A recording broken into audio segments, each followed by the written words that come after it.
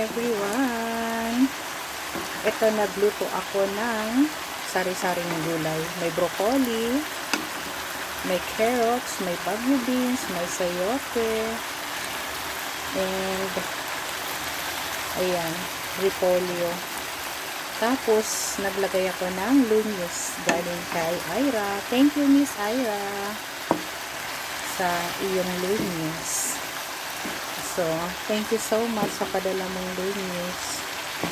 Ito ko na pinangay dugulay ko ay as kapapag ko siya. Kunwari kuno abukano. Kaya may tayo mas depan. Dawa. Diyos mamahus. Dulunyis ko aya. Ayan. Yan ang aking food tonight. Kaya kain po.